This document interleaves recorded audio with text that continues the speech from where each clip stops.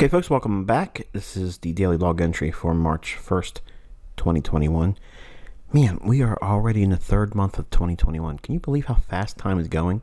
I don't know about you, but it's flying for me. All right, so here's the Euro dollar 5-minute chart, and we'll take a look at the annotations here. Right away, you can see that there is an optimal trade entry here.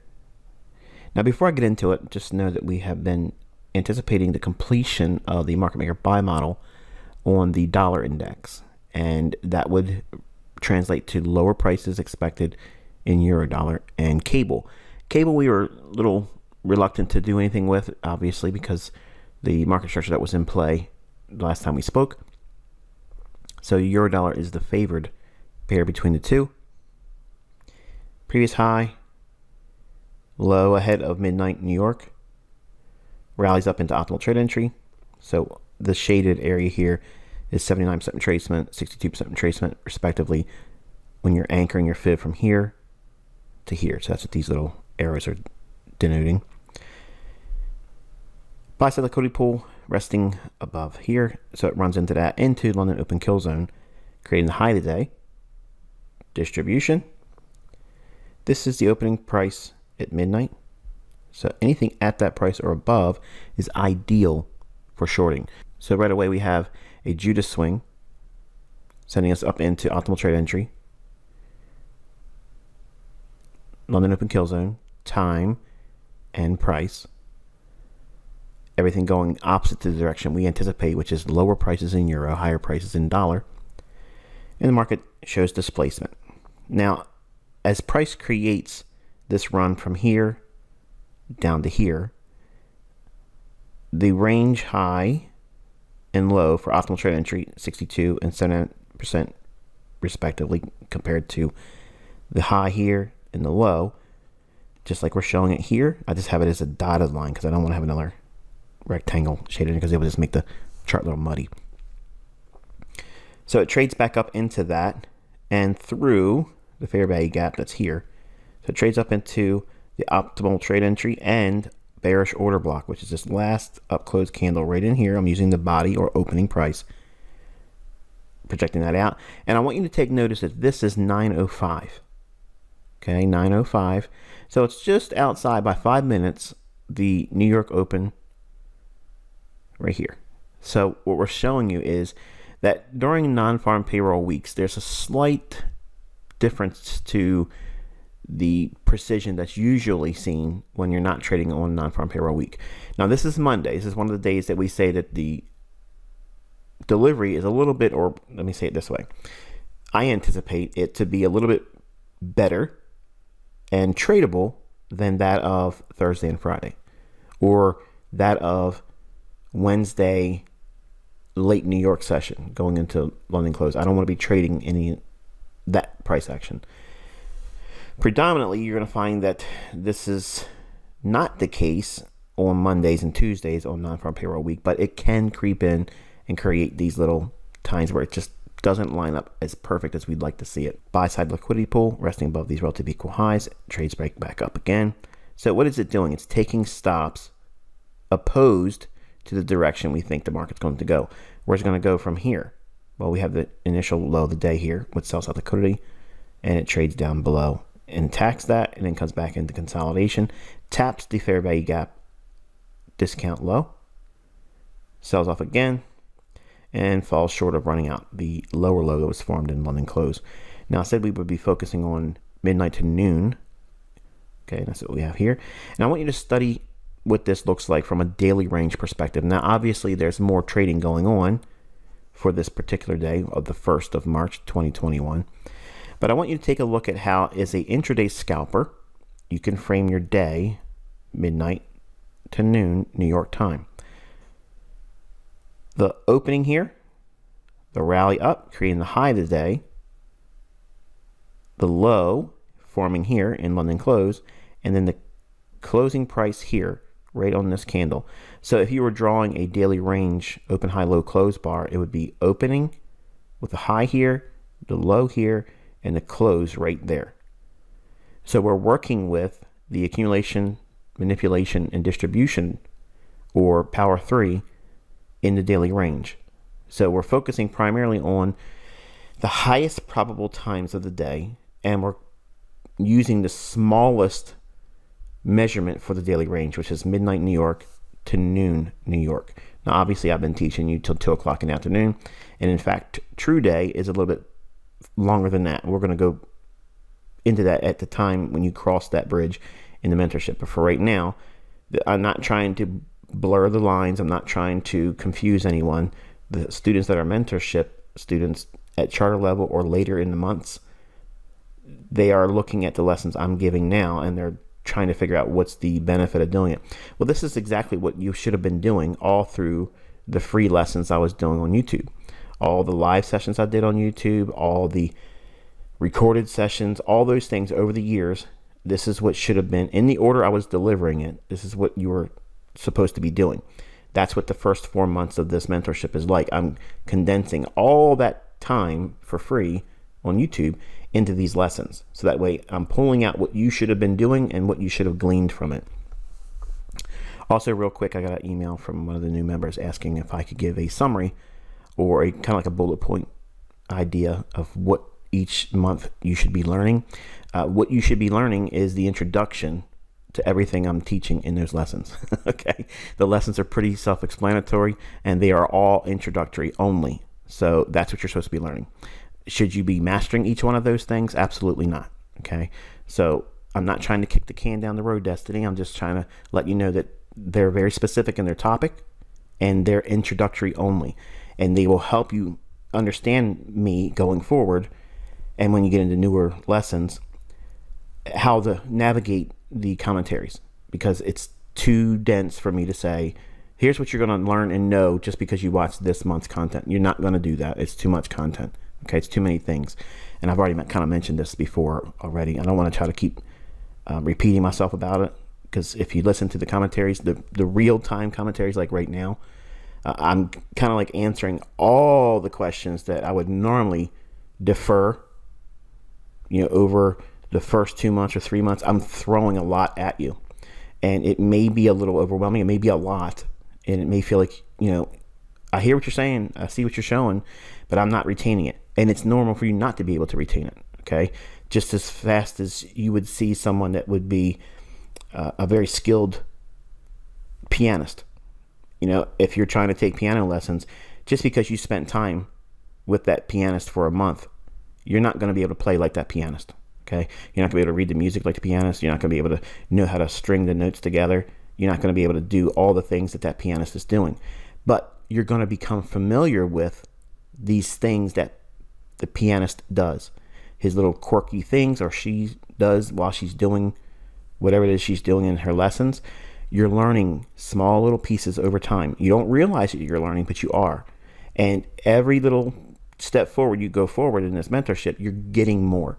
So try not to think about, I need to give myself a report card and what did I retain from last month. All you need to know is write down any questions that come up. And as they come up, you'll find that they get answered as you go further into the content. I hate to sound like I'm being insensitive, but there's a lot of folks that came into these mentorship groups, not just this one here, and they want it when they want it. And I'm not going to service you like that. Okay, I'm not going to do that. I'm not going to break the procedure that I have already in place. I have a structure in place, and I'm already doing things this year that I've never done before in any other mentorship. In fact, you can look at all the old lessons and all the videos and see that I'm not doing what you see me doing here. So I'm amplifying it because I want you to see what it is that you should be getting over time. And as long as you're doing the things I'm showing you here, and while they may not line up and match in your chart, that's normal. But that was the really long answer to your email, Destiny, instead of what I've already sent you saying to just focus on what I'm giving you right now. All right, so let's look at cable.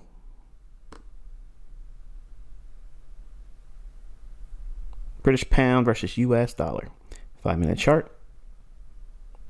All right, so I didn't want to put too many things on this one because I don't want to try to draw any excitement or regret having not participated in this pair, because I've already been hammering you all just to be careful with this one. So we have relative equal highs in here. This to me is still a little concerning, even though the high was formed in London Open kill zone, which is what we would expect if we're seeing higher prices in dollar. The market breaks down. We have mitigation in here, which is the down close candle, and the market trades up and through it into this bearish order block. It breaks lower, attacks the sell side liquidity here. There's a liquidity pool over here. Trades lower, offset distribution below here and here. And I've been talking about offset distribution, so you should know what that is. And the rally up back into the bearish order block, which is optimal trade entry. And it's just outside the New York Open time of day. We've been framing, and it fails to make the run below here, retraces back up, and then finally makes the run into this low again here. But notice there's no symmetry whatsoever, except for the continuation with this sell-off here in London close, which is what I've been teaching for the last 2 weeks, how London close can be utilized in sync with the higher time frame. I want to take you over to the charts on TradingView and cover a couple things as a kind of like a multi-faceted teaching today. And I don't want to do too much, but I want to cover a couple things, and then we'll close this video because I don't want it to be too long. Okay, folks, we're looking at the TradingView.com platform, and I want to make a quick note. I know some of you that just started have encountered the video where I'm talking about how you're supposed to be setting up a demo account, and then that demo account setup is no longer useful because the Forex Ltd platform and brokerage firm that we used for their demo account, because they used the dollar index in theirs, that was no longer available to us. And then we went to somewhere else. I can't think of what it was, but you can track the timeline throughout the commentaries and such. But eventually we made a decision to use AvaTrade for their demo account. And while you may or may not be able to get that, I'm not certain. I recall why we went from that. I think I made the leap from using MT4 to TradingView because of all of the ruckus that was being raised about how it's a scam and it's not. And I use now TradingView. So when it comes to trading with a demo account, none of you in month one should be really worrying about having a demo. And I'm getting a lot of emails that I'm not going to answer from month one, now going in month two, folks, that are asking what they can do to increase their ability to trade using what they've learned in month one, because they're telling me they aren't getting as good as a fill as they want on their trades. Apparently you're not listening. Okay. Apparently I'm not saying it enough. You should not be trying to trade even in a demo, period. You should not be doing it. There are times in this mentorship later on that I'll tell you to do certain things and practice with a demo, but you're not trying to build consistency. It's for you to engage, but you are not expected to be doing that in month one or two. You shouldn't be doing it. You wait for me to prompt you in the mentorship, in the lessons, to start doing it. The reason why is because you're not going to understand everything, or you're going to hear me say something and it's going to feel like, oh, well, he's just giving me a secret message to go in here and take a trade. That's not what I'm doing. I'm not doing that.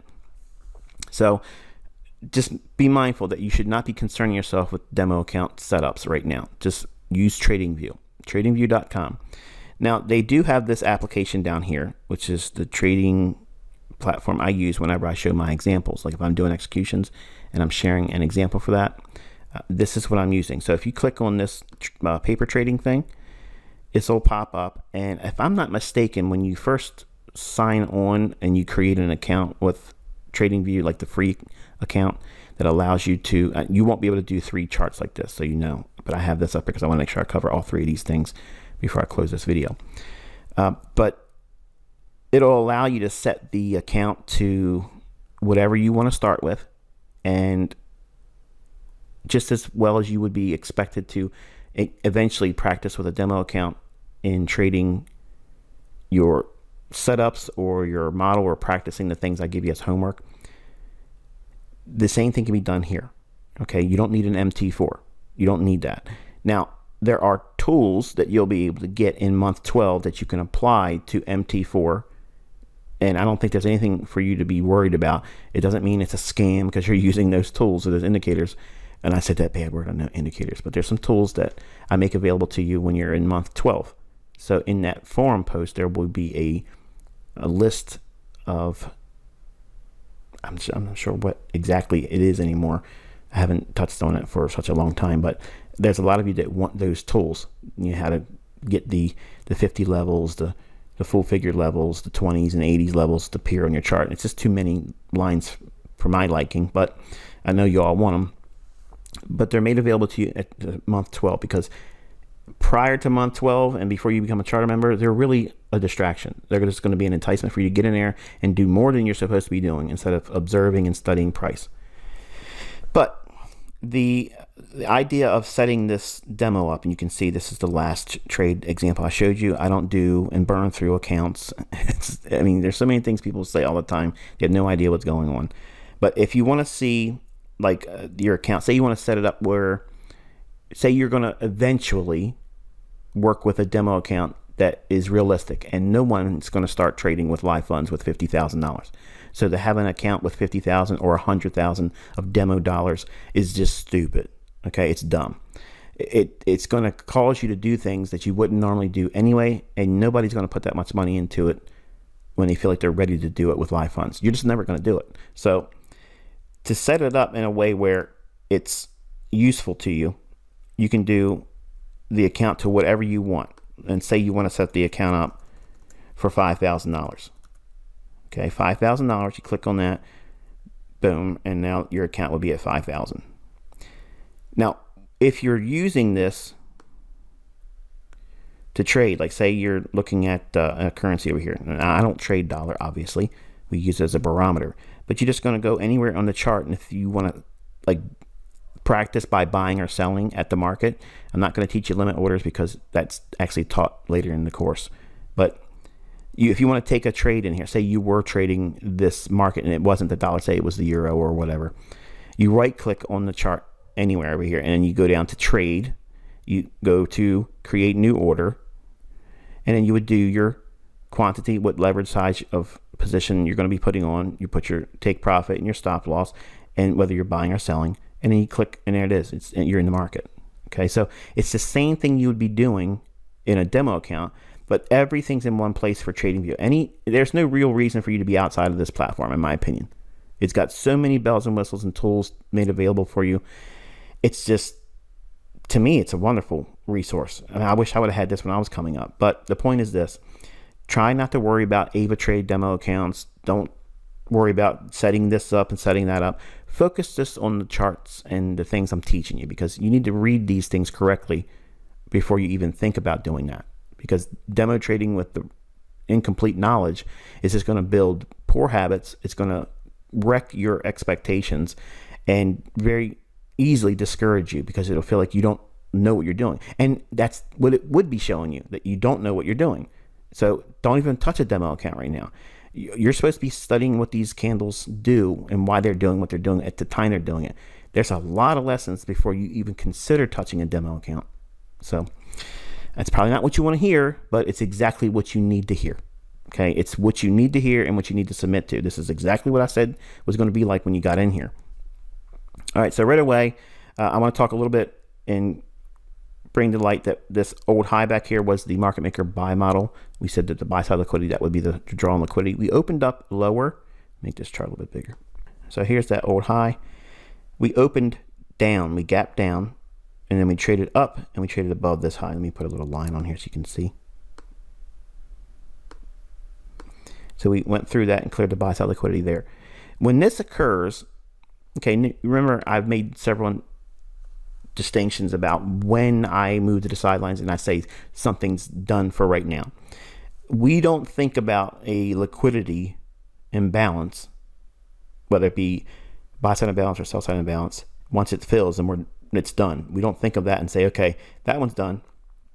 We use that information. But when we run out a buy side model like this and we get to the liquidity, this is about when we want to slow down. Now, they can still punch higher, but in here with the given calendar as we have now, non-farm payroll week, the characteristics of this week, as I mentioned, many times before, and you'll hear me say this every single month. It's going to be annoying, but it's important for you to know that the market delivery on this week, every single month when there's non-farm payroll Friday, the data can be really just unreliable. It isn't worth pushing your luck in this week. Okay. So now, since we have a market maker buy model that's complete, what does that mean? We've taken out the buy side liquidity on the opposite end after it dropped all the way down, smart money reversal, reaccumulation, another level of reaccumulation, and up to the original consolidation and taking out that buy side liquidity pool. Look at the video from this weekend and you'll see me cover all that. I'm using a naked chart, just bringing your attention back to this level where we were looking for. It traded to that. Once it does that, then we go to neutral. We sit still and we wait for new developments. We don't go in here trying to push and force a trade. We work in this side of the curve till it gets down to a level where we anticipate possibly seeing a turn, as I outlined for you. Then the turn happened. Then we start looking at areas where we can anticipate reaccumulation. Remember, I was talking about this high here and this high here, extending it over time. The fair value gap here and the fair value gap here. Both of those buys were in those points there. It's hard to track without the information being on the chart. I understand. But if you go back and refer to your notes and what I showed you this weekend, everything is there. It's a blank chart now. But once it gets up here, we wait. We wait for a new setup, a new market structure idea to form. It may continue or it may reverse. We don't know that at this moment. And we don't care, really. We don't care to know, because given the week that we have right now, it's less probability. And now that we've gone through Monday, we only really have just tomorrow, Tuesday, and then London open on Wednesday. But after that, in New York session, we're not trying to do anything else. So if you were a live fund trader and you had already determined what your model is going to be, what trading plan you're going to be using, and how you're going to trade and engage with price, you would not be trading with live funds from Wednesday's New York session until the following week. You just would not be trading live funds. Some of you are not going to listen to that. You're going to test that theory and you're going to lose money and you're going to regret it. And you're probably going to send me an email saying, I wish I would have listened to you, because lots of people do that. So again, it's not because you didn't get told. I'm going to tell you every single month the same stuff. Non-farm payroll week is a gamble. All right, let's go back into the little charts. I mentioned S&P 500, and I got an email from a couple of you, and they're all new students. Hang on one second. Get this scrunched up.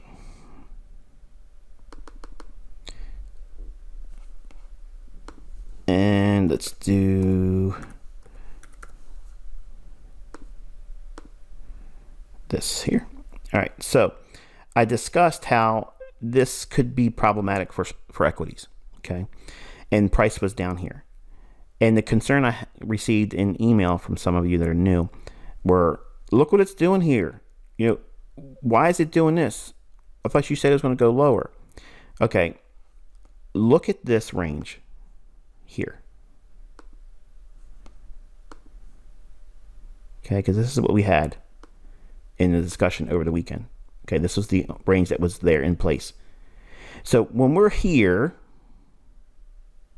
okay, at the open on Sunday, the market starts trading right here. Is this a market that is in a discount, or is it in a premium? It's at a discount. So why would you sell something at a discount?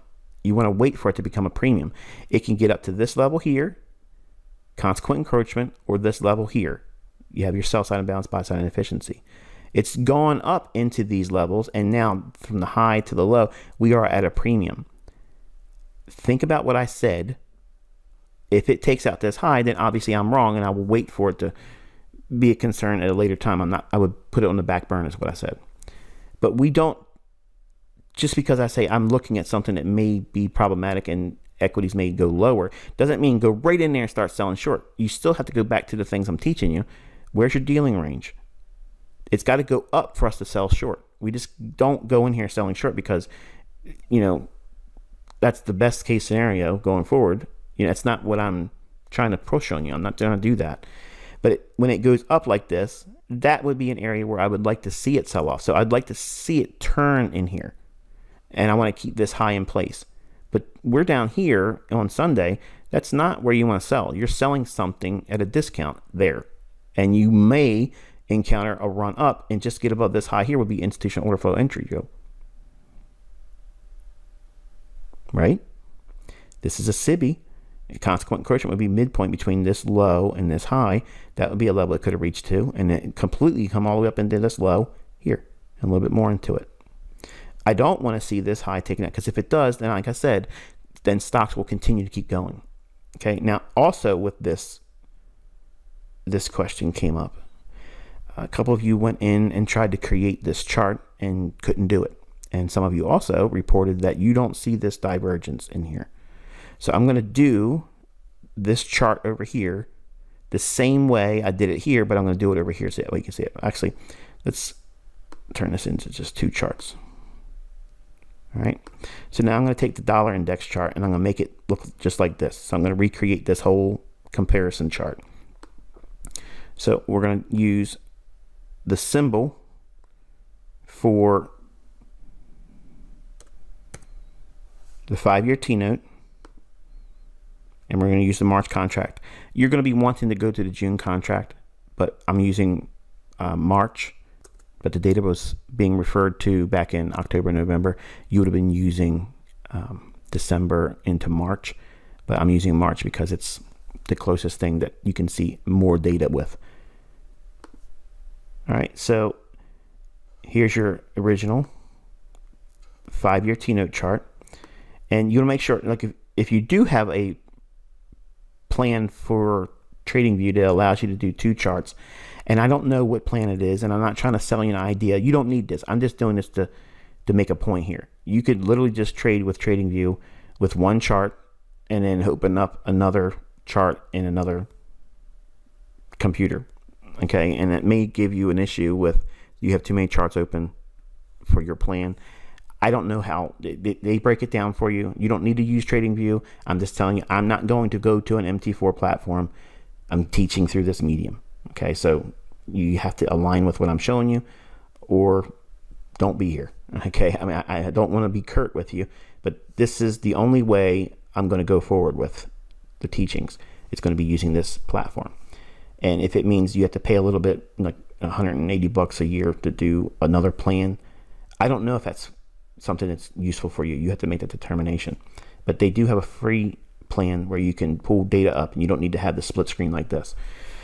All right, so which probably raises the question, well, you said you have dollar over here on the left and the trading pair that you work with here. Okay, well, you're going to be trading with your platform eventually in a demo account or a live account, and that will become a way for you to watch one chart on TradingView and another chart that you're actually being trading with your platform, maybe with an iPad or another computer or another screen using the tab on your browser for your internet access. But anyway, the 5-year note futures, you pull it up this way, and then while this box is highlighted, if you have a split screen, you're going to go over here and click on this and go to line. Okay, you see that? Now, while you're still with this chart highlighted, you're going to click on the compare tab here. And then you're going to type in this symbol right here, ZNH 2021.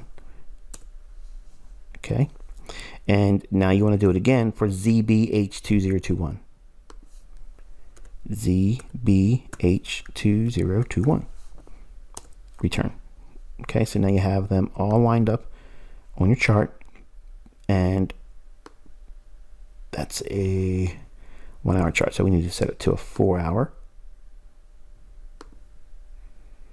And there it is. Lower, higher, higher. So I know one gentleman sent me an email saying that this divergence no longer appears. If you do what I just did here, it should be in your chart. If it's not, I can't answer that. I don't know why it wouldn't be there. All right, so you've learned how to do the overlays. Now you can do this also with, like, if you want to do SMT divergence for like the dollar index, you can do it like this. You can go dollar index, and you got to take these things off here because they're no longer useful for this. Okay, so here's the dollar index, and all right, so now if you have the dollar index and you want to put on like the euro dollar to look for SMT divergence, and you'll learn what that is also. If you don't know what it is, don't worry. You're going to click on compare, and you'll add euro dollar. Don't hit return. Make sure you're grabbing the right one, forex.com. See it right there? That's the one we want. Okay, so that's overlaid. And you can see, let me make it bigger. What is it doing? Like, what's the purpose of having this? Well, you can see we had the euro dollar making higher highs when this lower low did not form in dollar index. You see that? Here's the euro dollar going higher. This should have went lower with the dollar index. It didn't. So that's a divergence there, and it gives you kind of like a x-ray view into accumulation and distribution. Doesn't always form, but when it does, at a time when you're anticipating something, it's really important to pay attention to it. Higher high here, not the lower low that you would expect in euro. And that also signifies potential distribution in dollar and accumulation in euro dollar. You change the time frame, go into like a 15-minute time frame, you'll get a lot more short-term highs and lows. And you can measure support and resistance ideas with SMT. And you'll learn more about this as you go into the content. But another example here, higher low with the higher high. This is a stop run. This is accumulation. Trades higher. Sells off on euro, higher in dollar. Okay. And you can also do, now this is USDX SMT divergence. Now, if you want to do correlated pair SMT divergence, which is like you want to do GBP, USD, Forex.com. And let me take these annotations off. So we have now a overlay of euro dollar with British pound. So you can change British pound price to a line chart too. And scrunch this up a little bit.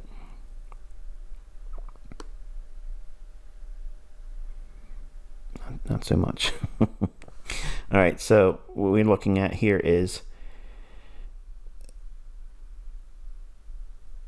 lower, almost equal. Really see the difference in this one here. So this is a divergence to me, and this is a divergence.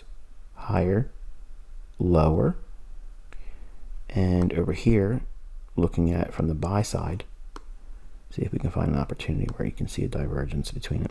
Now this is not indicators, okay? It's not like a RSI or something to that effect. It's literally comparing price with price. If one currency is in more demand than another, and when I say that, I'm not supply and demand guy, okay?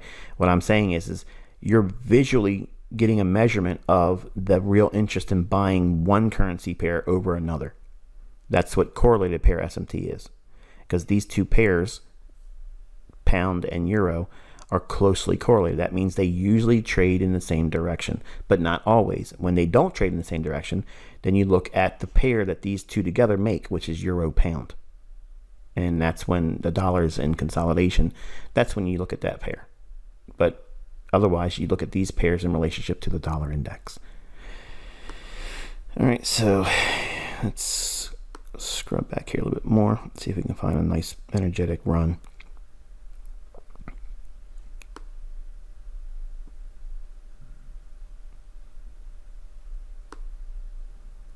See a lot of distribution. The orange makes a lower high, blue makes a higher high. In order flow being bearish, you can see it's a nice sell off there. Nice distribution here. Let me go back to where it was. Higher in euro. Cable failed to make that higher high. So this is a run on stops. Euro goes lower. This is a failure. Optimal trade entry, where this is a stop run here. This is just a failure and going back into internal range liquidity and goes lower. Both trading in tandem, but you're comparing the two. And the purpose of doing this, and what makes SMT, which is a short little abbreviation for smart money tool or smart money technique, I never really settled on what the T standard for, so I just used both. And when I was back on Baby Pips teaching it, so SMT, what it's doing is highlighting a crack in correlation, because in a perfect world, if both of these pairs are going to go lower, if one goes higher and makes a higher high, the other one should have done that same thing, but it doesn't. So what it's doing is it kind of like gives you an x-ray view behind price action, and it shows you that there is more interest in one currency than another. And it doesn't always translate that that's the better buy. Sometimes it does, but sometimes it doesn't. But the main takeaway is, for me, is yes, if I see bullishness on the dollar right here at the same time, when I'm seeing this crack in correlation where Euro's making a higher high, cable's failing to make that higher high here on a line chart basis, okay? That to me is showing an x-ray view of underlying distribution in both currencies. And then what I want to look for between those two currencies is which one has the cleanest PD array. In other words, which one has the better price action and market structure to support a trade, because they're both most likely going to go lower, but sometimes one will stall. And you can refer to the pair I mentioned before by breaking these two currencies into one cross, which would be euro pound. Euro pound many times can give you indications of which pair will outperform also, but it has to be at certain conditions in the marketplace. It just can't be every single day you just look at euro pound and it's going to give me information. No, it doesn't work that way. Just like I mentioned moments ago, and I've mentioned throughout this mentorship, I'm only concerning myself with euro pound when dollar index is in consolidation. That's why we don't talk about euro pound that much. And I don't want to build the idea that you have to always refer to it, because it's a step in analysis that will bog you down. And if you don't really understand what you're doing, the relationships between the cross pairs and that cross pair manipulation, that will be very paralyzing. Like, you won't know what to do. And I'm pointing at things here and they're probably thinking, what is he showing? I don't get what you're showing me, ICT. You will see plenty of examples of it. Okay. But just for right now, I'm just introducing the idea that what you will sometimes look at in my charts and my overlays, how to create them, what I just showed you here. Okay. But it gives you an x-ray view without indicators, because all you're doing is looking at the relationship between two closely correlated pairs. And if you can see a cracking correlation like this, and also the dollar index fails to support this too, then you have a real good indication that the market's most likely creating an intermediate term turning point. That means it's better than a day trade. It's like a one shot, one kill, and maybe even a swing trade forming. And that's kind of like the basis of what I use it for. I don't always reach for it, but when I'm looking for a significant price run, I'm going to look to see if there's anything in there under price like this, lower low here, not in this one here. So look at the movement there. So that's kind of like showing you the accumulation in here, failing to make lower lows while this one went lower. And look at the market, it goes higher. This one here, go back to that. Which one's going lower? The orange one. What's that? Euro dollar. Which one's failing to make a lower low when this one's going lower? Cable. Cable outperforms on the upside. Euro fizzles out and can't go higher. See that? And eventually they get in sync with one another again and start to trade in tandem. But when there's cracks in correlation like that, it'll give you an x-ray view on where the central banks are looking to reprice aggressively. And it gives you just a little confidence booster. That's the way I look at it. It's not like I could trade without it. I don't really need it, but it was something I discovered by going through certain ways of looking at price action. All right, so that's going to be it for today, and I will touch base with you tomorrow in the next daily log entry. Until then, be safe.